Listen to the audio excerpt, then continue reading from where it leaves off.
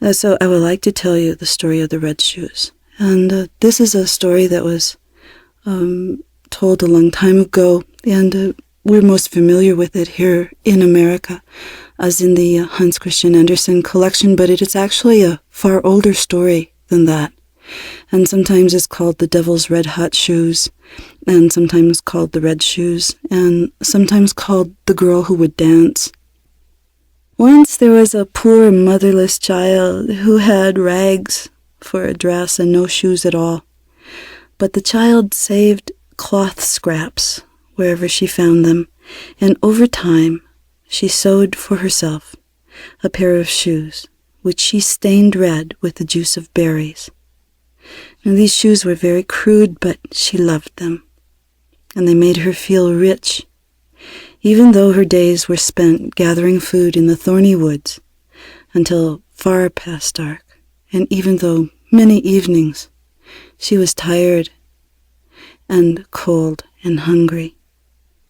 But one day, as she trudged down the road, in her rags and her red shoes, a gilded carriage pulled up beside her, and inside was an old woman who told her she was going to take her home and treat her as her own child.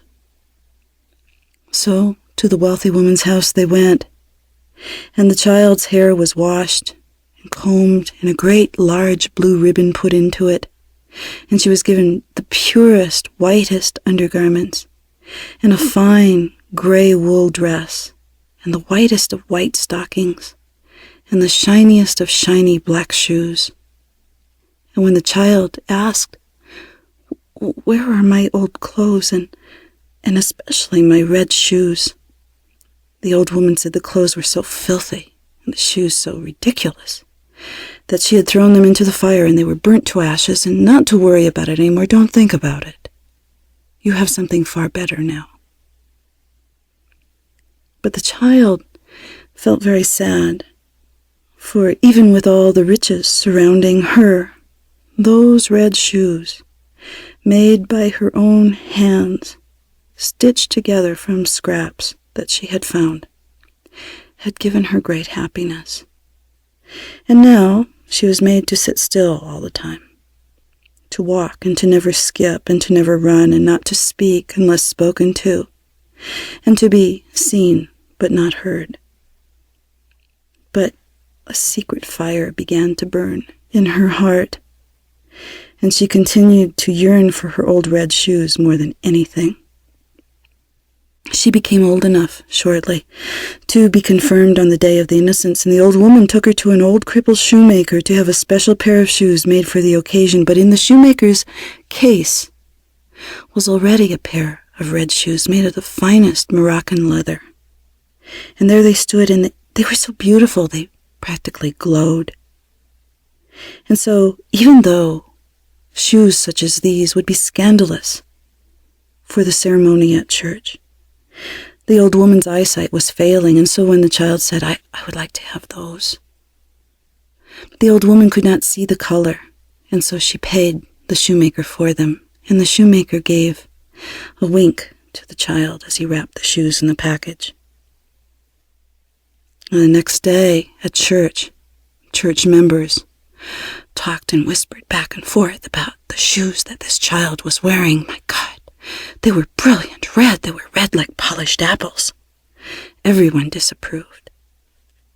But the child loved the red of the shoes, for it reminded her of her own lost shoes. So when the pontiff intoned and the choir hummed and the organ pumped, the child was turning her feet this way and that, admiring the red shoes. And by the end of the day, the old woman had been informed many, many times about the little girl's red shoes, and she took them off her feet and she put them away in the closet, and she said, "Never, never wear those shoes again."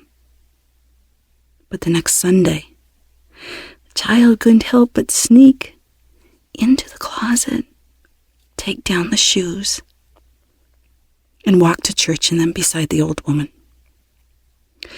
And this time, At the door to the church was an old soldier with his arm in a sling, and he wore a little jacket, and he had a red beard that was pointed at the end, and he bowed, and he asked permission to dust the child's little shoes off. And the child held out her foot, and he tapped the soles of her shoes with a little wig-a-jig-jig song that made the soles of her feet itch. "Remember to stay for the dance," he said to her. And he smiled, and he winked. And again, in the church, everyone looked askance at the girl's red shoes, but she loved them because they were bright like crimson, they were bright like raspberries, they were bright like pomegranates, and she could hardly think of anything else. She could not hear the people around her whispering. She could not hear the sermon. She could not hear the choir. She was in love with this color, and they so reminded her, these shoes, of the ones that she had lost. As she and the old woman left the church, the injured soldier who had tapped the dust off her shoes earlier called out and said, "Oh, what beautiful dancing shoes you have on, girl."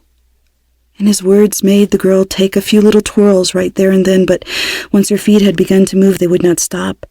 And she danced through the flower beds and around the corner of the church until it seemed as though she had lost complete control of herself, and she did a gavotte, and then a chardash, and then waltzed by herself through the fields across the way, and the old woman's coachman jumped up and ran after her, and picked her up and carried her back to the carriage, but the girl's feet in the red shoes were still dancing in the air as though they were still on the ground, and the old woman and the coachman tugged and they pulled and they tried to pry their red shoes off, and it was such a sight, all hats askew and kicking legs and petticoats, but at last the child's feet were calmed and the shoes were off.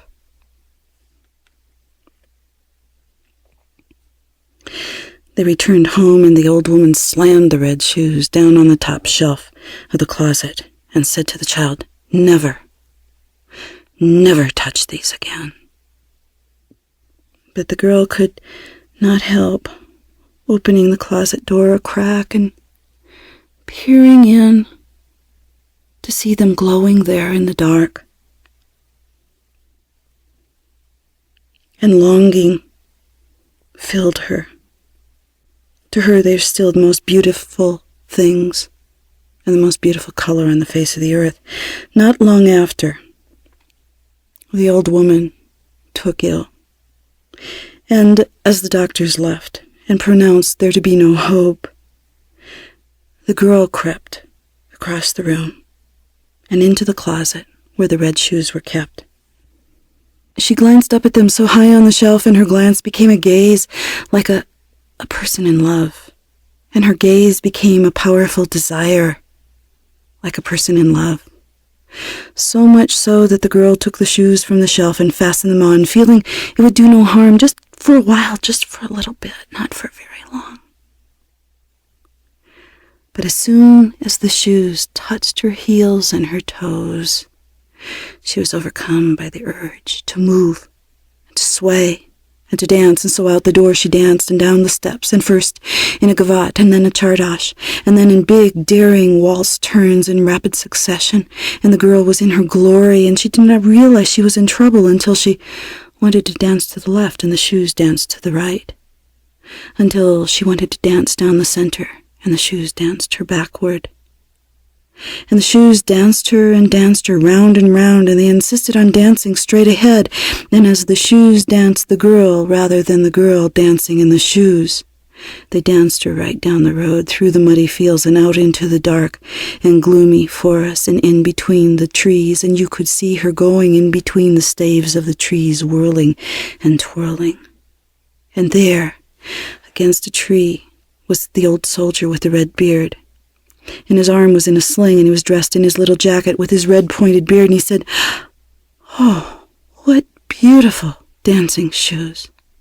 And terrified, suddenly feeling illness and omens, she tried to pull the shoes off, but as much as she tugged and as much as she pulled, the shoes stayed fast as though they were glued to her very flesh, and she hopped on one foot and then the other, trying to take off the shoes, but her one foot on the ground kept dancing even so, and her other foot in her hand did its part of the dance also, and so dance and dance and dance she did, and over the highest hills and through the valleys, in the rain, in the snow, and in the sunlight, she danced, and she danced in the darkest night, and through the sunrise, and through the sunset, and she was still dancing, and the next twilight as well, and it was not good dancing. It was terrible dancing, and it was horrible dancing, and there was no rest for her.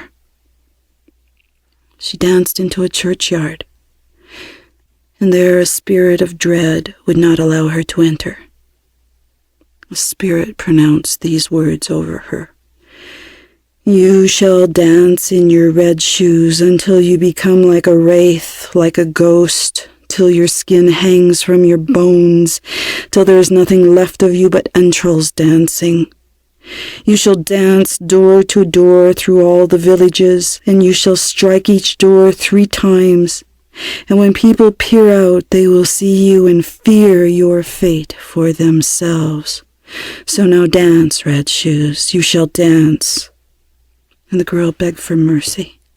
But before she could plead further, her red shoes carried her away, and over the briars she danced, and through the streams, and over the hedgerows, and on, over the deadfalls, and dancing, still dancing, she came to her old house, and there were mourners there, and the old woman who had taken her in had died, and yet even so she danced on by, and dance she did, as dance she must, in abject exhaustion and horror. She danced into the forest where lived the executioner, and the axe on his wall felt her coming and began to tremble as it sensed her coming nearer and nearer.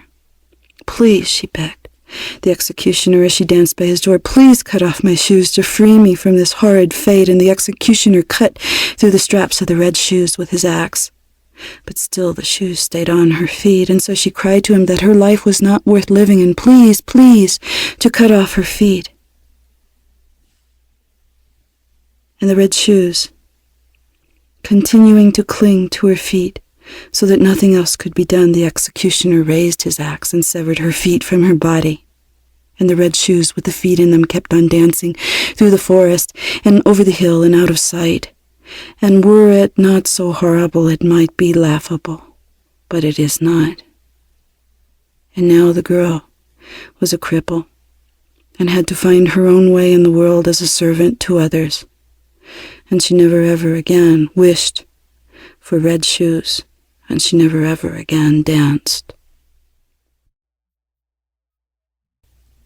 So, in order to understand the red shoes more clearly, we have to see how a woman can lose her way so easily.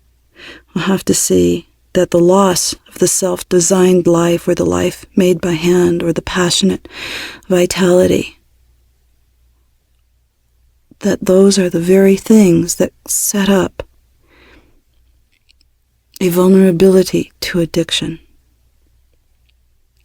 The handmade life has to be held on to, the life that is day after day carefully appraised, alive with color and form, crafted in a considered and artistic way. That is the center. And in the red shoes, as you can see, the carriage rolls up, the little stairway descends, the old woman is in the carriage. She says, come with me to a better life. However, the better life is a life of stricture. It's a life of being, quote-unquote, well-behaved. It's a life of acting in ways that are not natural and normal to the thriving creative psyche. And that is what sets up the famine. It's not enough freedom in the center of life, in the creative urge. In the tale, we see that the child loses the red shoes that she made by herself, but that those shoes made by her very self made her feel very rich in her own special way.